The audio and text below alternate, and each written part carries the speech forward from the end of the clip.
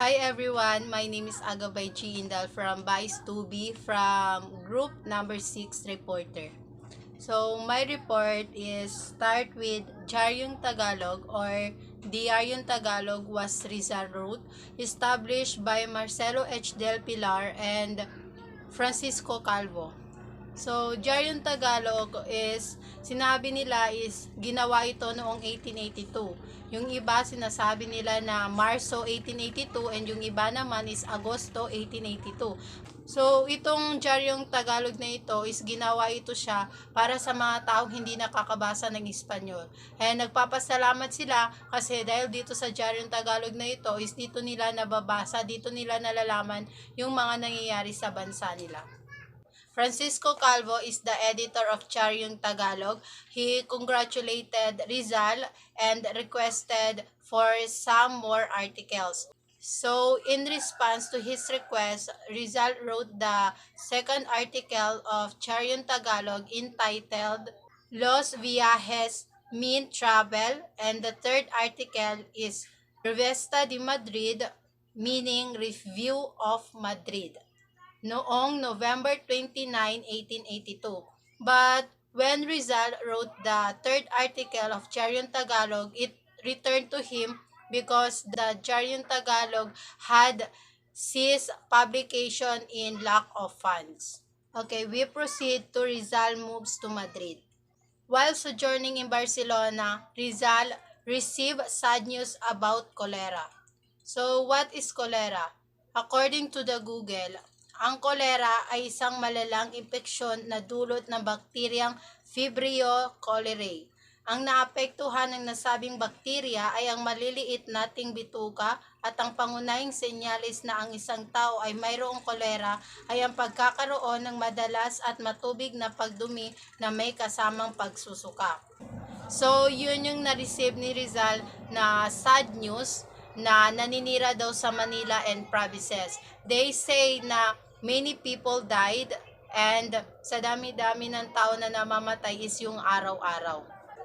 So, and next, according to Pasiano's letter dated September 15, 1882, the Calamba folks were having afternoon novenas to San Roque and nocturnal procession. So, si Pasiano is brother ni Rizal, kung saan nagsabi siya ng mga Calamba folks is nagkaroon sila ng afternoon novenas. So, yan, and nocturnal procession. Yan, so ginagawa nila yung pagsisimba na yan para humingi ng help to God to stop dreadful epidemic na experience nila. So, while yung mga frontliners nila doon is nawawalan rin sila ng lakas dahil nga sa paulit-ulit nilang nalalaman na marami ding namamatay. Another sad news from Philippines that Rizal received is the chatty letter of Chengoy. So, dun sa letter ni Chengoy is kinukwento niya doon yung unhappiness and thinner ni Leonor Rivera. Next is May 26, 1882, Pasiano advice. So si Pasiano nag-advise siya sa kanyang younger brother na si Rizal na ipagpatuloy ni Rizal yung kanyang medicine course in Madrid. So evidently, sinunod naman ni Rizal yung advice ng kanyang brother na si Pasiano. Rizal left the Barcelona in the fall of 1882 and established himself in Madrid, the capital of the Spain. Okay, next, life in Madrid. November 3, 1882, Rizal enrolled in Central University of Madrid with the two courses, medicine and philosophy and letters. Aside from his heavy study at university, he also studied painting and sculpture in Academy of San Carlos.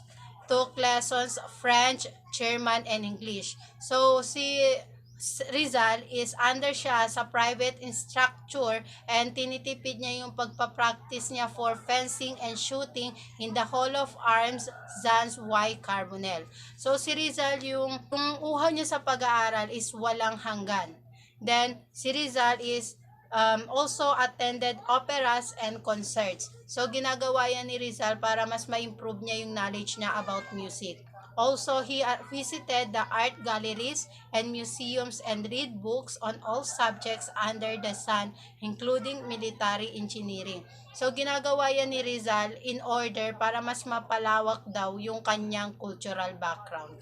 Rizal led a Spartan life in Madrid. So, si Rizal, alam niya kasi na pupunta siya sa Spain para mag-aral and to prepare himself to service for his fatherland. Accordingly, he strictly budgeted his money and time. So, si Rizal, life niya in Madrid is namumuhay siya na nagtitipid like sa mga Ilocano. So, ginaspend nila yung money nila for food, for clothes, for books, na never nila gina-waste for gambling, for wine, and for women. His extravagance was the Spanish lottery. Invested 3 pesetas on a lottery ticket. Everyday draw is nag-invest siya ng 3 pesetas para sa lottery ticket. Si Rizal, never wasting his time. Hindi niya sinasayang oras niya sa mga walang kwentang bagay. So, yung mga extrang oras na natitira sa kanya is nilalaan niya to attending lectures, operas, and religious festas, reading at home or in libraries. So, si Rizal, nakikipag-conversation naman siya with his friend like Paternus brother na sina Antonio, si Maximino, and Pedro. At other times, during summer twilights, is he sip coffee with the students from Argentina, Cuba, Mexico, etc. at the Antigua Cafe de Levante or Cafe de Palayo. So, itong Cafe de Palayo is nagkakape si Rizal with his friend and other students from the places that I mentioned it. So sabi nila, ito daw ang favorite rendezvous ng mga Filipino students noon kasi kapag nandito ka daw sa Cafe de Palayo na to is habang humihigop ka daw ng kape is masarap daw yung feeling na natatanaw mo o napapanood mo yung cavalcade life in the Spanish metropolis. So next, he visited home of Don Pablo Ortega Wayre. So si Rizal is every Saturday evening, they visit house ni Don Pablo Ortega Wayre who live with his son Rafael and his daughter Consuelo. So Don Pablo Ortega Wayre had been city mayor of Manila during the administration of the Liberal Governor General Carlos Madila Torre 1869 to 1871 and was later promoted Vice President of the Council of the Philippines in the Ministry of Colonies Ultramar. So yun yung background ni Don Pablo Ortega Wayre. So let's proceed to Romance with Consuelo Ortega Wayre. So according to the books, Rizal not handsome. He was neither dashing nor imposing, shall small man, inches above 5 feet in height. So he possessed an aura of charisma, many splendor, talents, and noble character. So kahit na ganun daw, siya naman yung nagmamay-ari ng aura of charisma kung saan dahil sa mga splendor talent niya and sa mga noble character na kung saan yun yung bumubuo sa kanya para maging attractive to romance young woman. So, no wonder pretty Don Pablo's daughter fell in love with him. So, Consuelo met Rizal. So, di ba sinabi ko sa inyo na every Saturday evening, si Rizal bumibisita siya sa bahay ni Don Pablo Ortega Wayre. So, nang isang gabi, si Rizal and other Filipino students is naglaro sila ng parlor games doon. So, sa lugar na yun, nandun si Rafael and Consuelo. So, doon na-meet ni Consuelo si Rizal, kung saan napukaw yung puso ni Consuelo nang naramdaman niya yung sparks na nakita niya si Rizal. Consuelo love Rizal. So dahil doon, si Consuelo nagsulat siya sa diary niya na sinabi niya doon na alam ko na gusto ako ni Rizal. Even hindi ito sinabi ni Rizal sa kanya. So, Rizal gave flowers to Consuelo. So, alam ni Rizal na every Saturday evening bumibisita siya doon. So, alam niya na si Consuelo kasi yung inaalagaan at minamahal kaya nagbigay siya ng flowers for her. So, next, Rizal lost his heart to pretty Madrileña.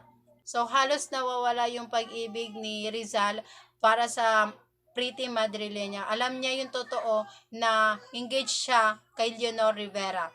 Pero, malayo si Leonor sa kanya kaya masyado siyang naging malungkot sa Madrid. August 22, 1883, wrote a poem entitled A La Señorita, C-O-Y-R. So, dito sa poem na to is dito niya nilaan yung admiration niya kay Consuelo.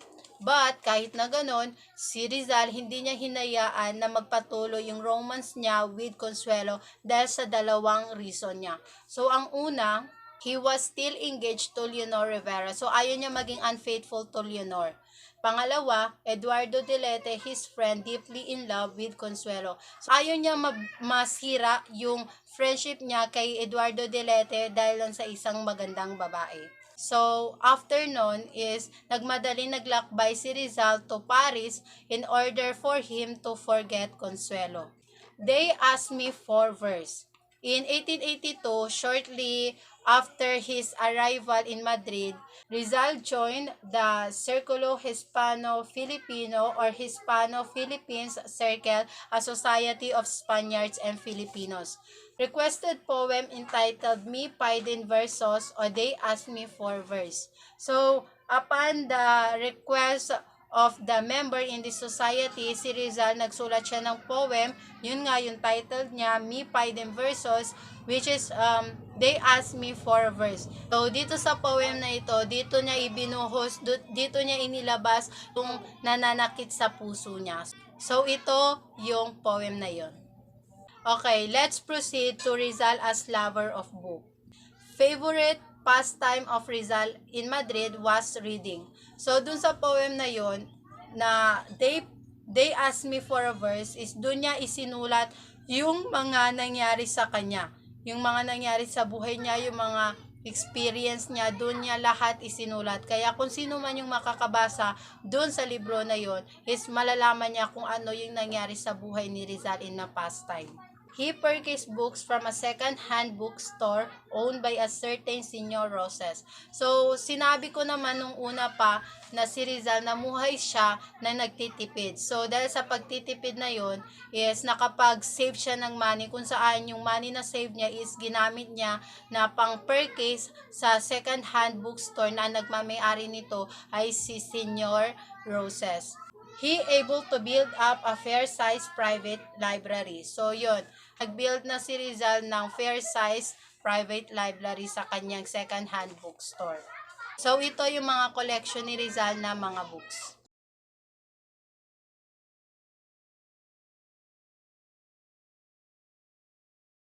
His court and numerous books on medicine, philosophy, language, history, geography, arts, and science. So, yan yung mga koleksyon ni Rizal. Rizal was deeply affected to the two books entitled Beecher's Toes, Uncle Tom's Cabin, and Eugene Shu's The Wandering Jew. These two books is, ito yung nagustuhan talaga ni Rizal na naapektuhan siya kasi dito sa books na to is binuhos nila yung sympathy nila para sa mga taong inaapi and sa mga fortunate people. So, yan. So, dito nagtatapos yung akin report and thank you.